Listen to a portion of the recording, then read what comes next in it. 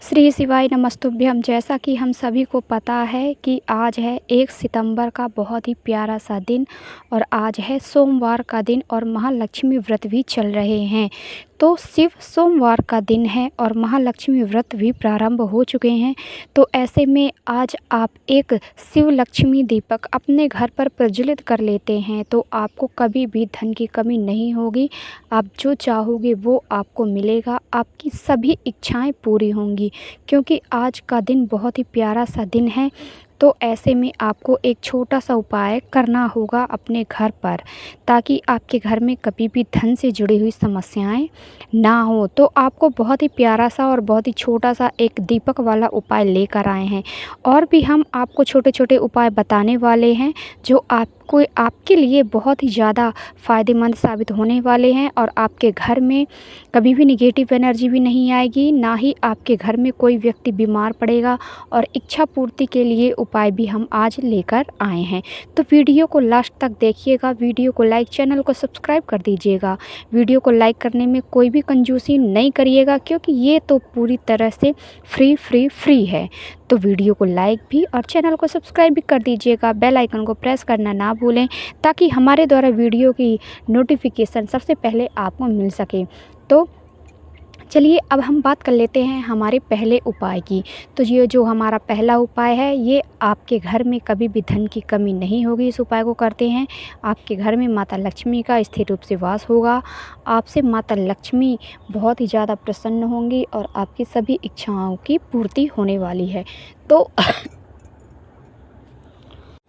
तो हमारे इस पहले उपाय के लिए आपको क्या क्या चाहिए, किन किन चीज़ों की ज़रूरत पड़ेगी, इन चीज़ों को ध्यान से सुन लीजिएगा। तो क्या क्या चाहिए पहले उपाय के लिए? देखिए, हमारा जो पहला उपाय है एक दीपक वाला उपाय है और इस दीपक का उपाय आपको शाम के समय सूर्यास्त के बाद करना है। तो इस पहले उपाय के लिए हमें यहाँ पर चाहिए एक दीपक। देखिए, हम आपको बता दें कि दीपक आप मिट्टी का भी ले सकते हैं, आप आटे का भी दीपक ले सकते हैं, दीपक नया ले सकते हैं या फिर दीपक आप पुराना भी ले सकते हैं। जो आपको मिल जाए, जैसा भी आपको मिल जाए आप ले लीजिए, जैसा आपको सुविधा लगे वो ले लीजिए दीपक, ठीक है। और फिर यहाँ पर आपको लंबी वाली बाती का उपयोग करना है। क्यों? क्योंकि हम धन की बढ़ोतरी के लिए ये उपाय कर रहे हैं, शिव लक्ष्मी जी के लिए कर रहे हैं और इस दीपक का ही नाम है शिव लक्ष्मी दीपक। तो आपको लंबी वाली बाती आपको यहाँ पर लेना है और बहुत ही प्यारा सा और बहुत ही शुभ संयोग बन रहा है। तो यहाँ पर आपको घी का उपयोग करना है, घी ले लीजिए और कुछ दाने आपको अनाज के लेने हैं। आप कोई भी अनाज ले सकते हैं, जैसे चावल हो गया, गेहूँ हो गया, तिल हो गई, जौ हो गया। आप इनमें से कोई भी आप जो आपके पास जो भी हो वो ले लीजिए। और फिर जाना कहाँ पर है? आपके घर पर यदि बेल वृक्ष लगा हो, बेल का पेड़ लगा हो तो वहीं पर चले जाइए। चाहे छोटा बेल वृक्ष हो चाहे बड़ा सा बेल वृक्ष हो, आप वहाँ पर चले जाइए। आपको वहाँ पर दीपक प्रज्वलित करना है शाम के समय। आपको जाना है, जो आपने अनाज लिया है अनाज को रख दीजिए बेल वृक्ष के पास और फिर इस दीपक को रख के आपको दीपक को प्रज्वलित करना है। जब आप दीपक प्रज्वलित कर रहे होंगे तो माँ लक्ष्मी का स्मरण करना है, उनका आवाहन करना है, भोलेनाथ का स्मरण करना है, उनका आवाहन करना है और आपको ये दीपक प्रज्वलित कर देना है। दीपक प्रज्वलित करने के बाद आपको शिव जी से, माँ लक्ष्मी जी से आपको प्रार्थना करनी है कि हे माँ लक्ष्मी, हे शिव जी, हमारे घर पर आइए, आप स्थिर रूप से वास कीजिए। हमारे घर पर आपकी बहुत ज़्यादा ज़रूरत है, हमारे घर पर बहुत ही ज़्यादा धन की कमी हो रही है, हमारा जो परिवार है बहुत दुखी है, बहुत पीड़ा में है।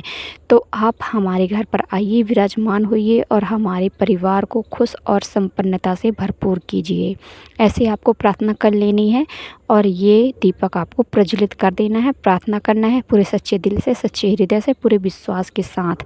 ये उपाय अगर आप कर लेते हैं तो आपको कभी भी धन की कमी नहीं होने वाली है। और ये उपाय कब करना है हम आपको बता दें कि इस उपाय को लगातार आपको 7 दिनों तक करनी है।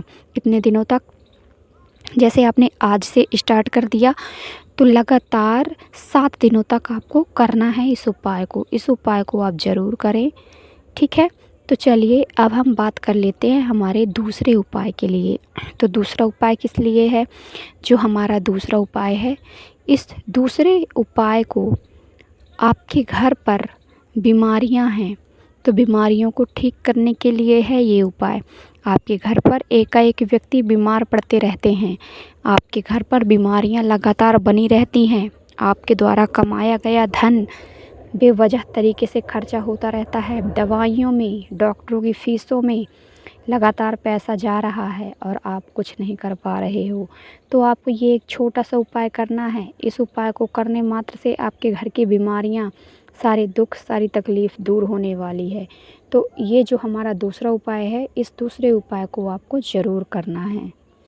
ये जो हमारा दूसरा उपाय है, इस दूसरे उपाय के लिए आपको यहाँ पर चाहिए, सबसे पहली जो चीज़ होगी वो है समी की पत्ती। एक समी की पत्ती आपको लेनी है और जो दूसरी चीज़ है वो है मूंग के दाने। हम आपको बता दें कि आप जब भी मूंग के दाने लेते हैं तो आपको खड़े मूंग के, साबुत मूंग के दाने आपको लेने होंगे। तो यहाँ पर आपको 7 मूंग के दाने लेने हैं, साबुत वाले, हरे वाले मूंग के दाने लेने हैं। और फिर आपको लेना क्या है, आपको 1 लोटा जल लेना है, साथ में आपको लेना क्या है, क्या लेना है, गंगा जल। ठीक है, इन चीज़ों को लेना है और जाना कहाँ पर है, महादेव के पास, महादेव की शिवलिंग के पास आपको जाना है। सबसे पहले आपको बता दें कि करना क्या है। देखिए, जो आपके पास समी की पत्ती है, समी की पत्ती आपको लेना है और अर्पित कहाँ पे करना है हम आपको बता दें। देखिए, शिवलिंग में शिव जी का पूरा परिवार विराजमान है ना। सबसे पहले आपको बता दें कि कहाँ पर किन किन का स्थान है। सबसे पहले जब आप महादेव की शिवलिंग के पीछे खड़े होंगे, क्योंकि देखिए सामने से आपको खड़े नहीं होना होता है, शिवलिंग के पीछे आपको खड़े होना पड़ता है। यानी कि आप दक्षिण की तरफ खड़े होंगे और आपका मुख होगा उत्तर की तरफ, जो आपका सीधा वाला स्थान है। तो जलाधारी के सीधे साइड श्री गणेश जी का स्थान होता है, प्रथम पूजनीय। और उल्टे वाले हाथ के साइड होता है कार्तिकेय भगवान का स्थान। और जलाधारी के बीचों बीच वाला जो जगह होता है वो होता है माता अशोक सुंदरी का। और माता पार्वती का जो हस्तकमल होता है वो शिवलिंग के नीचे वाला कटी भाग होता है ना। तो जो माता अशोक सुंदरी और माता पार्वती का हस्तकमल के जो बीच वाला भाग होता है वो खाली जगह होती है, वहीं पर आपको ये एक समी की पत्ती आपको अर्पित करनी है वहीं पर। ठीक है, आप ध्यान दीजिएगा। को एक समी की पत्ती, माता अशोक सुंदरी और माता पार्वती के हस्तकमल के बीच वाली जो जगह होती है, खाली जगह, वहाँ पे अर्पित कर देना है। ठीक है, और साथ में आपको अपनी मनोकामना बोलनी है। और जो भी व्यक्ति आपके घर में बीमार रहता है उसका नाम लेना है, उसका गोत्र बोल देना है और ये समी की पत्ती वहीं पर अर्पित कर देनी है। और जो आपने यहाँ पर लिया था 7 मूंग के दाने, दाल नहीं लेना है, दाने लेना है, साबुत मूंग के दाने हरे वाले लिए थे जो आपने, उन्हें अर्पित करना है शिव जी की शिवलिंग के ऊपर। आपको अर्पित करना है एक एक करके आपको अर्पित करना है। जब आप एक एक से मूंग के दाने अर्पित कर रहे होंगे तब भी आपको उस व्यक्ति का नाम स्मरण करना है। और यहाँ पर जब भी आप किसी बीमारी के लिए उपाय करते हैं तो महादेव के कौन से स्वरूप का याद किया जाता है वो तो पता ही होगा, नहीं पता तो आप सुन लीजिए। शिव जी का जो स्वरूप होता है कुंदक रूप कुंदकेश्वर महादेव का आपको स्मरण करना है जब आप मूंग के दाने आप अर्पित कर रहे होंगे एक एक करके।